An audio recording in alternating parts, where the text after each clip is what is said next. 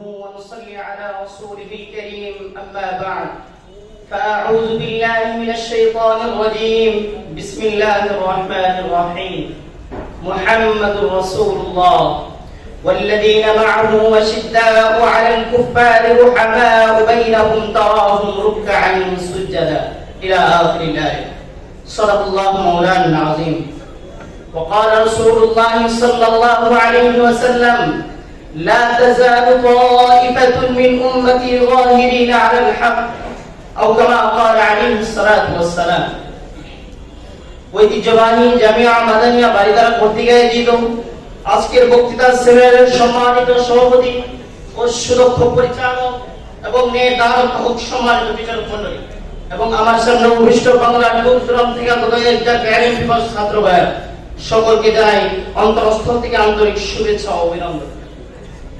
মুহতারাম হাজিরিন, একটি সফল শান্তিময় সমাজ গড়তে হলে সর্বপ্রথম প্রয়োজন হলো একটা আদর্শ শিক্ষা।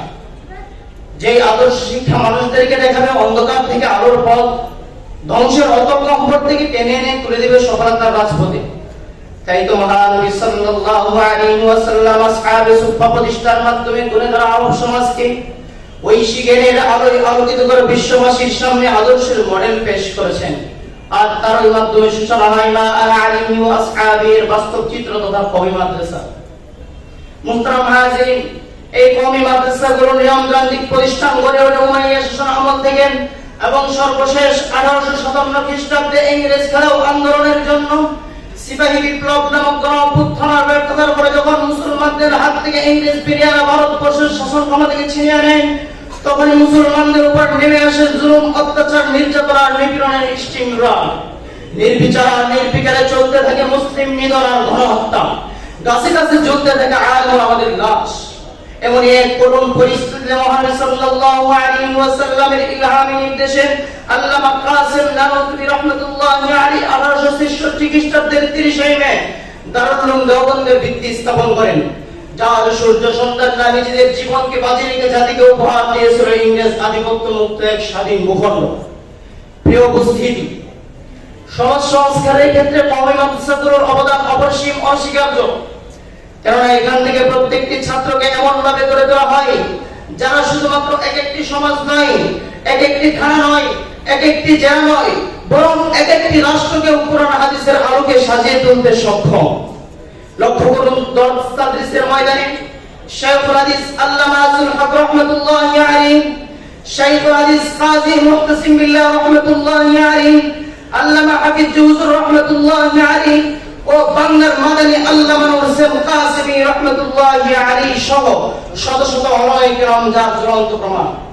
আরো লক্ষ্য করুন, তাসাউফের ময়দানে মাওলানা আশরাফ আলী থানভী রাহমাতুল্লাহি আলাইহি, মাওলানা শামসুল হক ফরিদপুরি রাহমাতুল্লাহি আলাইহি, আল্লামা হাফিজ হুজুর রাহমাতুল্লাহি আলাইহি সহ শত শত ওলামায়ে কেরাম যার জ্বলন্ত প্রমাণ, যাদের মাধ্যমে সমাজের দিশেহারা মানুষগুলো পথের দিশা পেয়েছে।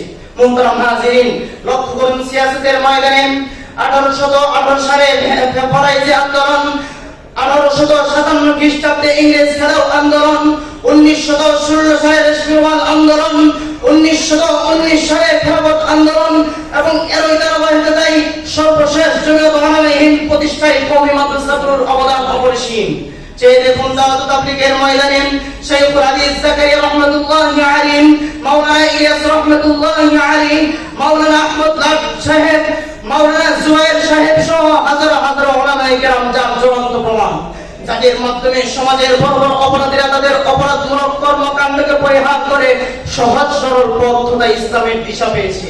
মুহতারাম হাজিরিন, খুলে দেখুন স্বাধীন বাংলার ইতিহাস, যেখানে মাওলানা আব্দুল হামিদ খান বাসেনী, মাওলানা আব্দুর রশিদ দরগাবাগিস, মাওলানা শামসুল হক ফরিদপুরি, মাওলানা শামসুদ্দিন কাসেমী রাহমাতুল্লাহি আলাইহি সহ হাজার হাজার ওলামায়ে কেরাম যেখানে কৃতিত্বের স্বাক্ষর রেখেছেন।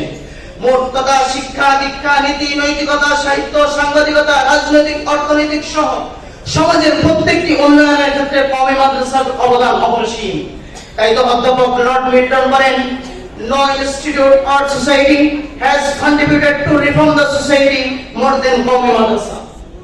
অর্থাৎ সমাজ সংস্কারের ক্ষেত্রে কওমি মাদ্রাসার চেয়ে বেশি অবদান অন্য কোনো প্রতিষ্ঠানের নেই।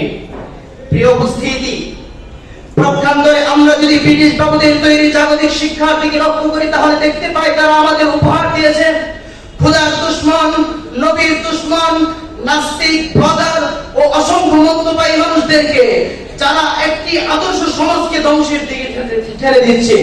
তাদের মাধ্যমে আর যাই কিছুই হোক, তারা কখনো একটি আদর্শ সমাজ জাতিকে উপহার দিতে পারে না।